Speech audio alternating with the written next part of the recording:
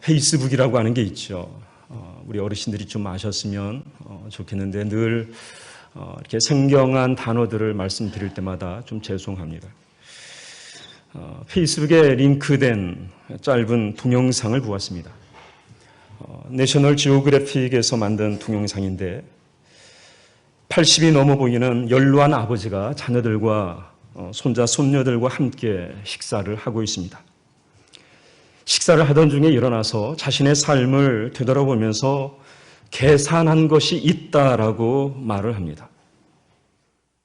자신은 지금까지 7.5톤의 물을 마셨고 63억 톤의 음식을 먹었고 25년 동안 잠을 잤으며 자신의 심장은 40억 번을 뛰었고 1억 8,900만 리터의 피를 6억 4,300만 킬로의 거리만큼 순환시켰다.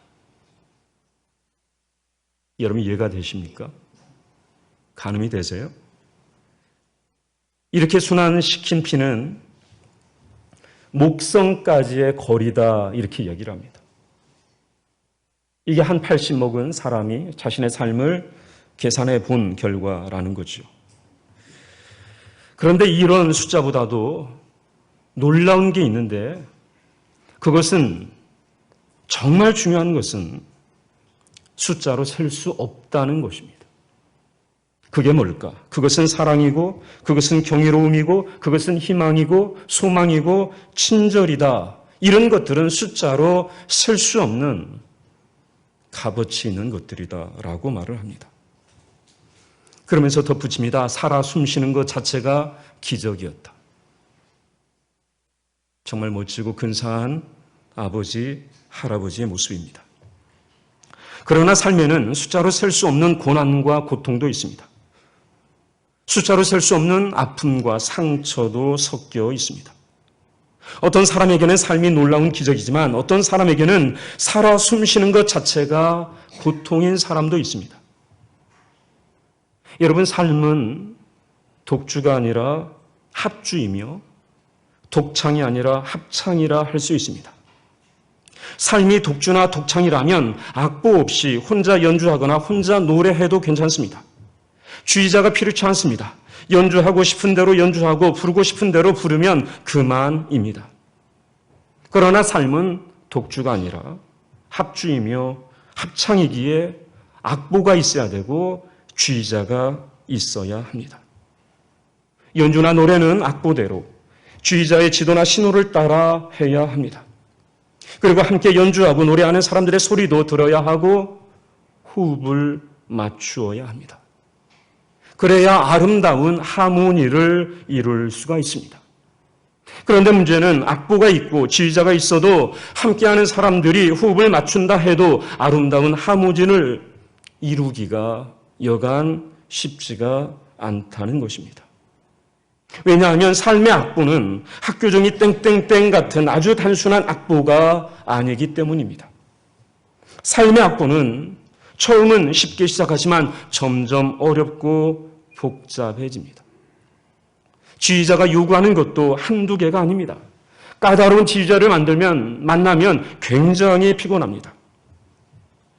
지휘자를 전적으로 믿고 따라가는 사람도 있는가 하면 지휘자를 무시하고 제멋대로인 사람도 있습니다. 작곡자가 심혈을 기울여 만든 곡을 통째로 부정하거나 무시하고 엉뚱한 악보에 자신들의 삶을 송두리째 맡긴 채 살아가는 사람들도 있습니다. 함께하는 사람들과 호흡을 맞추는 것 굉장히 어렵습니다. 실력 차이도 있습니다. 음악을 대하는 진지함이나 열정에도 차이가 있습니다. 취향도 같지 않습니다. 어떤 사람은 가요를 좋아하고 어떤 사람은 트로트를 좋아하고 어떤 사람은 클래식을 좋아하고 어떤 사람은 가곡을 좋아하고 어떤 사람은 락을 좋아하기도 합니다. 어떤 사람은 아예 음악에 무관심한 사람도 있습니다. 모두가 다 제각각입니다. 함께 연주하거나 함께 노래를 하다 보면 서로를 탓하기도 합니다. 빠르다, 느리다, 크다, 작다. 왜 이렇게 하는데? 왜 저렇게 하는데? 서로를 타박하며 분란과 싸움이 일기도 합니다. 분명 주의자가 있지만 주의자의 지시를 모두 따르는 것도 아닙니다. 어떤 사람은 주의자가 분명히 있음에도 불구하고 주의자 노릇을 하는 사람도 있습니다.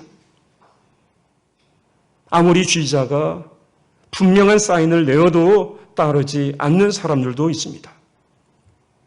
그러다 보니 아름다운 하모니 대신에 불협화음이 날 수밖에 없고, 불협화음은 큰 싸움으로 번져서 결국엔 파국으로 끝이 나기도 합니다. 이스라엘 백성들이 그랬습니다. 먼저 하나님께서 만들어주신 그 악보대로 살지 않았습니다. 악보대로 연주하지 않았습니다. 악보대로 노래 부르지 않았습니다. 주의자이신 하나님의 가르침을 따르지 않았고 신호에도 반응하지 않았습니다. 아무리 강력한 신호를 보내도 반응하지 않았습니다. 하나님과 함께 만들어가는 삶의 하모니에는 관심이 없었습니다. 몸과 마음이 이끌리는 대로 살았습니다. 세상의 즐거움과 쾌락과 즐거움과 흥겨움과 자극적인 소리에 그들은 반응했습니다. 그러했기에 하나님의 큰 소리에는 둔감했지만 세상의 작은 소리에는 민감하게 반응했습니다. 세상의 작은 소리에 장단 맞춰 몸과 마음을 맡긴 채 흐느적거리며 살았습니다. 그러다 파국을 맞이했습니다. 그 파국이 무엇입니까?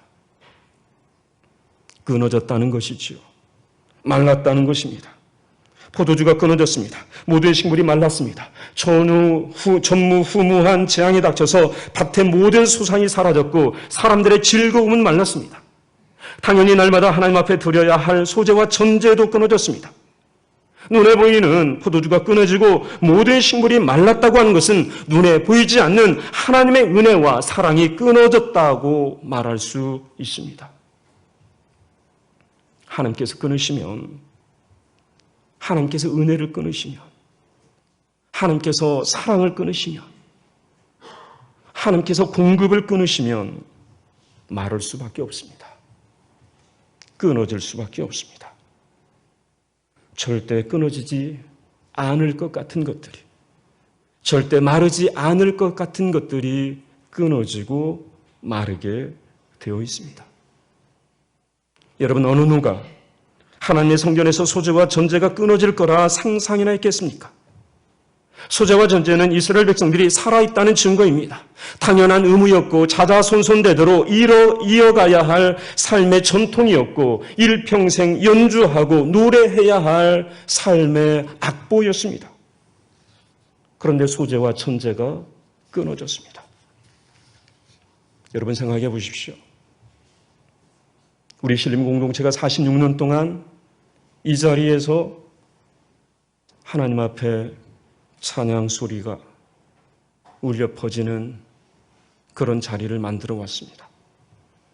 기도의 불을 밝혔고 하나님의 말씀이 선포되어지면서 여기까지 왔습니다. 당연한 일입니다. 앞으로도 계속될 것입니다. 그런데 가만 생각해 보면 이것도 당연한 일이 아니다라는 것입니다. 어느 날 갑자기 모든 것이 끊어졌다라고 여러분 생각해 보십시오. 더 이상 예배를 드릴 수가 없다. 더 이상 찬양과 기도를 하나님 앞에 올려드릴 수가 없다. 더 이상 하나님의 말씀이 선포되어지지 않는다라고 여러분 한번 생각해 보십시오. 구역 모임 더 이상 없고 교회 학교도 더 이상 열 수가 없는 그런 상황이 닥쳤다라고 생각해 보십시오. 이런 일이 벌어진다면 여러분 마음이 어떻겠습니까? 충격이지 않을까요? 혼란과 혼동이지 않겠습니까? 그러면 그 혼란과 그 충격, 물론 모두에게 임하는 것이겠지만 가장 큰 충격을 받을 사람들이 누구일까라는 거죠. 여러분, 가장 혼란스러운 사람들, 가장 충격을 받을 수밖에 없는 사람들 누굴까? 바로 제사장들입니다. 제사장들은 성전이 번듯하게 서 있고 날마다 소재와 번제를 드리는 것이 그들에게는 당연한 것이었습니다. 순번대로 향을 피우고 등불을 켜고 떡을 진설하고 소재와 전제를 드리면 그들의 삶은 그대로 유지가 되었습니다. 소재와 전제가 끊어진 적이 없습니다. 소재가 전제가 끊어질 거라고 꿈에도 생각하지 않았습니다. 그런데 소재와 전제가 끊어졌습니다. 충격이 얼마나 컸을까요? 여러분, 하나님께서는 요엘 선지자를 통하여 충격에 휩싸여 있는 제사장들에게 말씀합니다. 바로 13절의 말씀입니다. 우리 13절의 말씀을 다시 한번 읽어보도록 하겠습니다. 시작. 제사장들아 너희는 굵은 배로 동이고 슬피 울지어다. 제단에 수종되는 자들아 너희는 울지어다. 내 하나님께 수종되는 자들아 너희는 와서 굵은 배옷을 입고 밤이 새도록 누울지어다. 이는 소재와 전제를 너희 하나님의 성전에 드리지 못함이로다. 이러면 오십시오. 제사장들아 굵은 배를 동이고 슬피 울어라. 제단에 수종되는 자들아 울어라. 내 하나님께 수종되는 자들아 굵은 배옷을 입고 밤이 새도록 누워라 말씀하십니다. 제사장들은 세마포 옷을 입고 제사를 주관하게 되어 있습니다. 세마포 옷은 가장 좋은 옷입니다. 가장 부드럽고 가장 좋은 옷이, 가장 고운 옷이 바로 세마포 옷입니다. 이스라엘 사회에서 가장 화려하고 좋은 옷, 세마포입니다. 그런데 하나님께서는 그 세마포 대신 베옷을 입어라 말씀하십니다. 베옷은 상복입니다. 염소털로 만든 검정색 상복.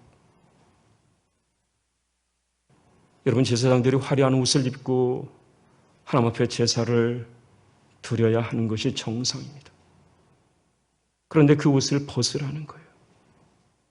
그 세마포 옷 대신에 검은색 상복을 입고 슬피 울어라. 울어라, 울어라. 밤새 울어라. 그 옷 입고 평안에 잠자지 말고 그 옷 입고 밤새 누워라 말씀하십니다. 그렇다면 왜 하나님께서는 제사장들에게 세마포 대신에 검은 상복을 입으라 말씀하실까요? 왜 밤새 슬피 울라고 말씀하실까라는 거죠. 그것은 가장 기본이 되는 소재와 전제. 하나님의 성전에서 가장 기본이 되는 제사, 소재와 전제를 더 이상 드릴 수 없기 때문입니다. 여러분, 가장 기본이 되는 소재와 전제를 드릴 수 없는데 어떻게 번제를 드릴 수 있겠습니까? 어떻게 화목제를 드릴 수 있겠습니까? 어떻게 속죄제를 드릴 수 있겠습니까? 어떻게 속건제를 드릴 수 있겠습니까? 아무것도 드릴 수가 없습니다. 그래서 상복을 입으라는 거예요. 하나님의 성전에 제사가 없다고 하는 것은 성전의 기능을 상실했다는 것입니다. 건물은 성전일지 모르나 더 이상 성전이 아니라는 말씀입니다. 예배 없는 교회, 여러분 가능할까요? 교회에 예배가 없다. 가능할까요? 여러분, 사정이 여의치 않으면 전도 못합니다. 선교 못해요. 봉사도 못합니다. 구제도 못합니다. 그러나 예배가 없다? 불가능한 거죠. 다 없어도 반드시 있어야 하는 것이 바로 예배입니다. 그런데 예배가 끊어졌다는 거예요. 하나님의 성전에서 소재와 전제가 끊어졌다고 하는 것은 바로 예배가 사라졌다는 거예요. 상복을 입어야 되는 게 맞는 거죠. 소재와 전제를 드리지 못하는데 어떻게 고운 옷을 입고 어떻게 화려한 세마포 옷을 입고 있습니까? 세마포 옷을 벗어야 되는 거예요. 그 화려한 옷을 벗고 상복을 입어야 된다라는 말씀입니다. 하나님의 성전에서 가장 기본이 되는 소재와 전제를 드릴 수 없다. 모든 게 다 끝난 것입니다. 파국을 맞이한 것입니다. 하나님과의 관계도 끊어졌습니다. 더 이상 믿음의 연주나 신앙의 노래를 할 수 없습니다. 그래서 커튼을 내려야 되고 극장의 문을 닫아야 합니다. 아니 어쩌면 오래전부터 극장엔 사람들이 없었는지도 모르겠습니다. 연주할 사람도 노래할 사람도 떠나갔는지 모르겠습니다. 하나님께서 만드신 악보에 관심을 두는 사람도 없었을 것입니다. 아브라함 때부터 예정된 공연이었습니다. 그런데 그 공연을 위해서 연습하는 사람이 없습니다. 훈련하는 사람이 없습니다. 악보를 챙기는 사람이 없습니다. 지휘자의 신호를 받아 연주하려고 하고 노래하려고 하는 사람이 없습니다. 언제부터인지 한두 명 슬그머니 세상으로 나아가 세상의 음악을 듣고 즐기며 세상의 멜로디와 세상의 가사를 열심히 배우고 익히면서 연주하고 노래하기 시작했습니다. 당연히 성전이 텅 빌 수밖에 없습니다. 성전의 커튼 내려질 수밖에 없습니다. 성전의 문 닫혀질 수밖에 없습니다. 여러분, 소재와 전제가 끊어진 성전을 한번 생각해 보십시오. 향도 더 이상 피어오르지 않습니다. 등불은 꺼졌습니다. 떡상엔 떡 대신 먼지가 뽀얗게 내려앉았습니다. 물두멍에 물도 마른 지 오래입니다. 13절에 나오는 제사장들, 제단에 수종되는 사람들, 하나님께 수종되는 사람들의 마음, 여러분 어땠을까? 갑자기 닥친 일이라 어리둥절했을까? 그렇지 않겠죠. 여러분, 갑자기는 없다는 거 아니겠습니까? 갑자기는 없습니다. 반드시 선행되는 전조 증상이 있다는 것입니다. 문제는 그 전조 증상을 알아차리지 못한다는 데 문제가 있습니다. 알아차리지 못해서 갑자기 끊어지는 거죠. 갑자기 말라지는 거죠. 여러분, 이스라엘이 하루아침에 망가졌을까? 그렇지 않습니다. 서서히 망가졌고 안에서부터 천천히 무너져 내렸습니다. 이 천조 증상을 제일 먼저 감지해야 할 사람들이 바로 제사장들이었습니다. 그런데 제사장들은 알지 못했습니다. 감지하지 못했습니다. 어쩌면 메뚜기 재앙이 닥쳐서 모든 것이 끊어지고 말라버리고 소재와 전제가 끊어질 때까지 알지 못했을 것입니다. 제사장들에게는 날마다 하나님께 소재와 전제를 드려야 할 막중한 책임이 있습니다. 아무리 어렵고 힘들어도 어떻게든 소재와 전제를 이어가야 할 의무와 책임이 제사장들에게 있습니다. 그런데 그 소재와 전제가 끊어졌습니다. 메뚜기 재앙 때문이라고, 곡식이 없고 포도주가 없고 기름이 없어서라고 변명할 수 있을까요? 물론 모든 백성들이 가져와야 드릴 수 있습니다. 백성들이 하나님의 성전에 곡식을, 포도주를, 기름을 가져와야 소재를 드리고 전제를 드릴 수가 있습니다. 그런데 백성들이 가져오지 않습니다. 왜? 모든 것이 다 끊어지고 말라버렸기 때문에 드리고 싶어도 드릴 수가 없습니다. 그렇다고 해서 제사장들에게 부여된 의무와 책임이 면죄부를 받을 수 있을까라는 거죠. 면죄부 받을 수 없습니다.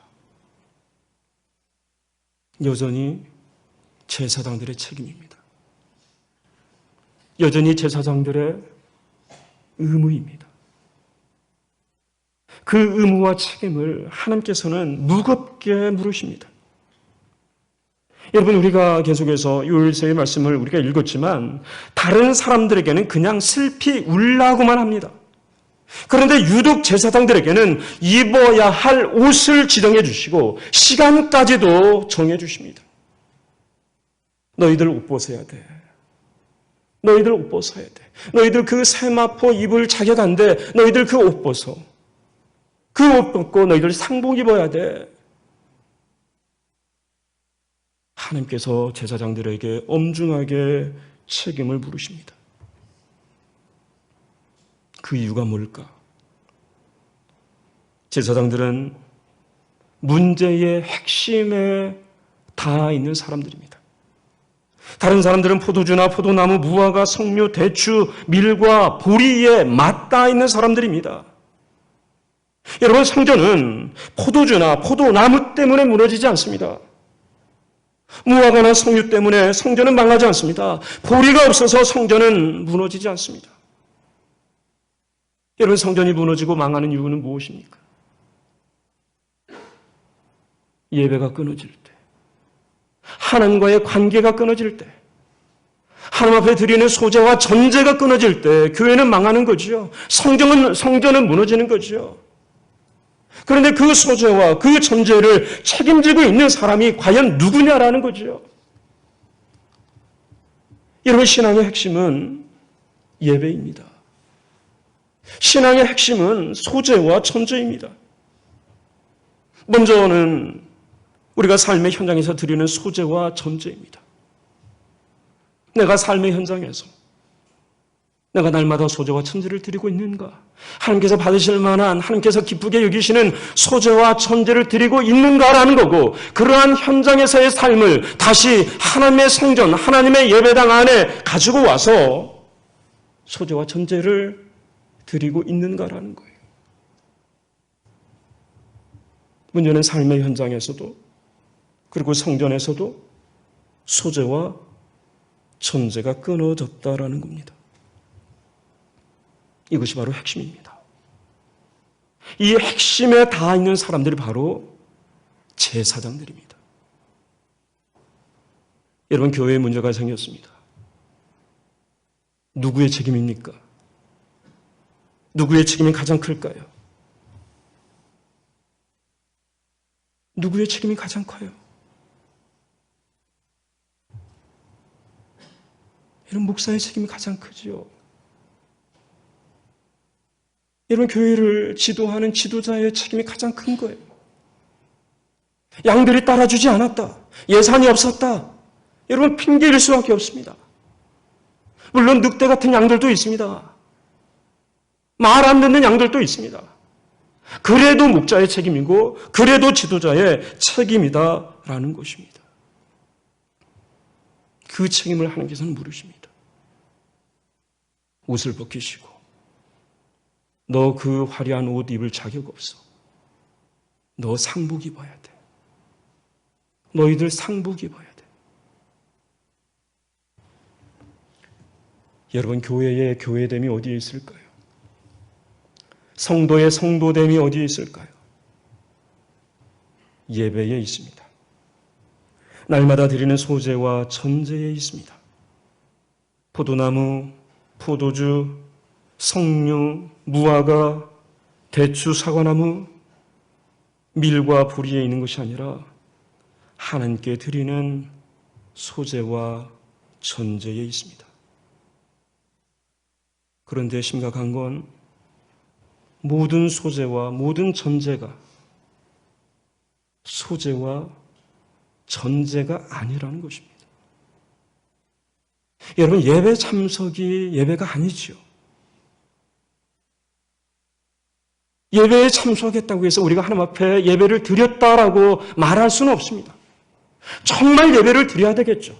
정말 소재와 전제를 드려야 되겠죠. 모양만 소재와 전제를 띈다 해서 그것이 과연 하나님께서 받으실 만한 소재일까 전제일까? 결코 그렇지 않다라는 거예요. 진짜 소재가 있고 진짜 전제가 있습니다. 가짜 소재가 있고 가짜 전제가 있습니다.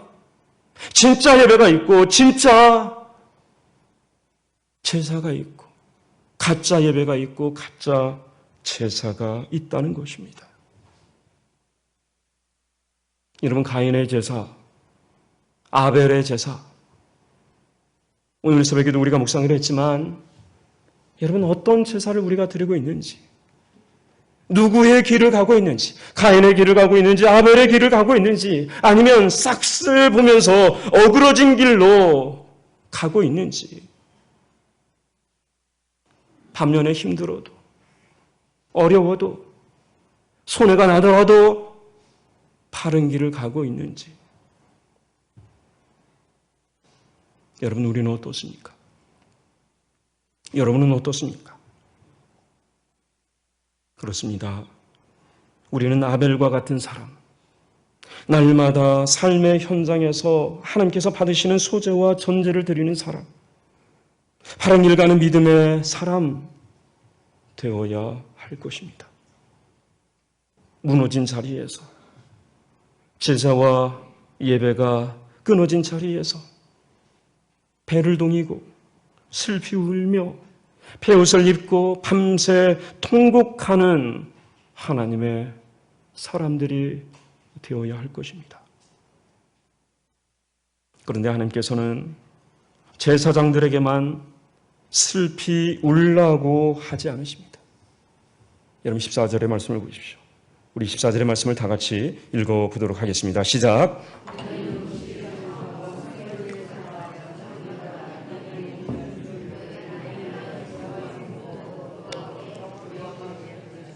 여러분 보십시오. 금식일을 정하고 성회를 소집하라고 말씀하십니다. 그리고 장로들과 모든 주민을 하나님의 성전으로 모아 기도하라고 말씀하십니다. 여러분, 왜 하나님은 사람들을 성전으로 모으라 하실까요? 왜 성전으로 모으라 하실까요? 질문을 바꿔볼 수 있을 것 같습니다. 삶의 문제는 어디에서 풀 수 있을까? 끊어진 것 연결하는 곳은 어디일까? 말라 비틀어진 것 다시 물이 오르게 하는 곳은 과연 어디일까라는 거예요. 포도원일 수 없습니다. 포도원에서 삶의 문제를 풀 수 없습니다. 밀과 보리밭에서 삶의 문제를 풀 수 없습니다. 말라버린 나무들을 걷어내고 새로운 나무를 심는 것으로 삶의 문제는 해결되지 않습니다. 더 이상 메뚜기들이 날아오지 않도록 농약을 치고 방충망을 설치하는 것으로 삶의 문제는 풀어지지 않습니다. 다른 사람의 도움, 해외의 원조, 그걸로 되지 않는다는 것입니다. 여러분, 삶의 문제는 성전에서부터 시작이 됩니다. 하나님께서 제사장들을 비롯한 장로들 모든 주민들을 금식을 선포하고 하나님의 성전에 성회로 모이라 하신 이유가 바로 여기에 있습니다. 삶의 문제는 포도원이 아니라 밀과 보리밭이 아니라 하나님의 성전에서 해결된다. 소재와 전제가 끊어진 그 자리에서 내가 다시 시작하겠다. 우리 다시 시작해보자. 이것이 하나님의 계획이요, 이것이 하나님의 뜻이라는 것입니다. 우리는 삶의 문제들을 어디에서 해결하려고 하고 있습니까? 여러분, 학교입니까? 직장입니까? 은행입니까? 법원입니까? 요즘 자사고 재지정 문제로 인해서 연일 이렇게 뉴스가 나오고 또 이렇게 찬반으로 갈려서 이렇게 싸우고 있는 걸 봅니다. 전국에 자사고가 44개가 있대죠. 전체 고등학교 숫자에 비하면 1.4%밖에 되지 않는다라고 얘기를 합니다. 그런데 왜 이런 1.4%밖에 되지 않는 자사고가 여러분 논쟁거리가 되고 있습니까? 여러분, 어떤 제도나 어떤 정책이 있는지 긍정적인 부분도 있고 부정적인 부분도 있습니다. 그 정책이나 그 제도로 인해서 이익을 보는 사람도 있고 손해를 보는 사람도 있습니다. 모든 것이 그렇습니다. 답이 하나일 수 없습니다. 노동 문제, 환경 문제, 인권, 정치 모든 문제가 다 그렇습니다. 여러분, 자사고와 조금이라도 연관이 있는 사람이라면 적극적으로 찬성할 것입니다. 하지만 반대로 교육의 공공성을 중요하게 여기는 사람들은 적극적으로 반대할 것이고, 자사고와 관련이 없는 사람들은 찬성하든지 반대하든지 아니면 무관심할 것입니다. 자사고를 나와서 명문대학을 가고 신의 직장이라고 할 수 있는 직장을 다닌다 해서 삶의 문제가 해결이 될까? 결코 그렇지 않습니다. 물론 거기엔 전문가들도 있습니다. 실력 있는 사람들도 있습니다.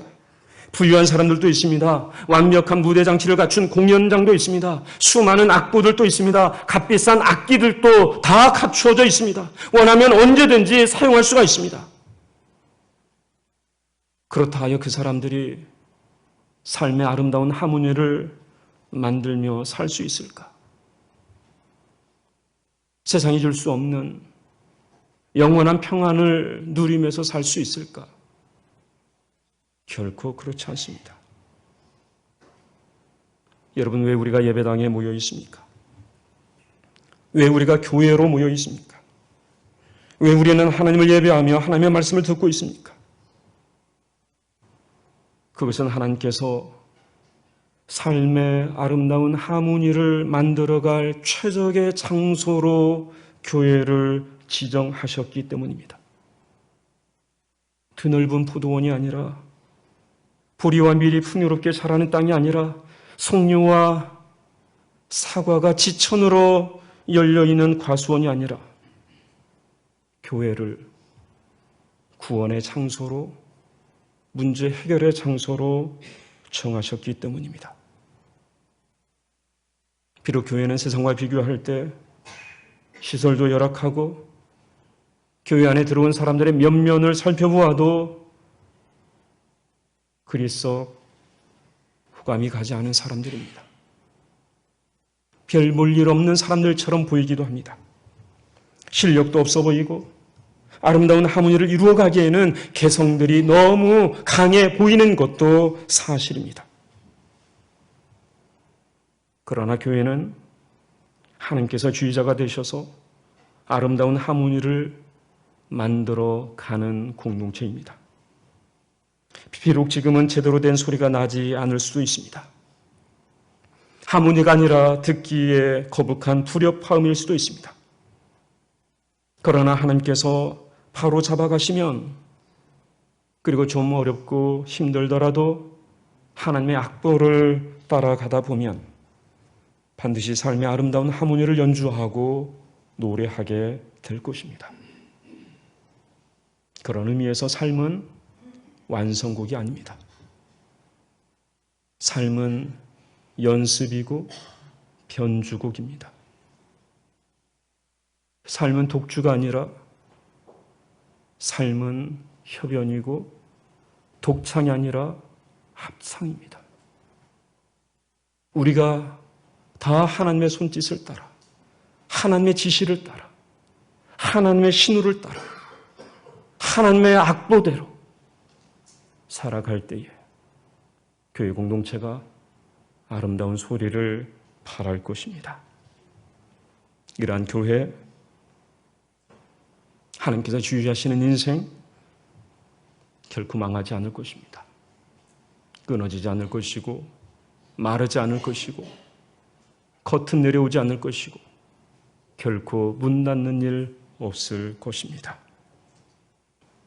끊어진 자리에서, 말라 비틀어진 자리에서 다시 하나님의 부르심 앞에 응답하면서 시작하면 됩니다. 이 사실을 믿고 날마다 하나님의 제단에 그 은혜의 불을 붙잡고 나아가는 저와 여러분들의 삶이 되시기를 간절히 소원합니다. 기도하겠습니다.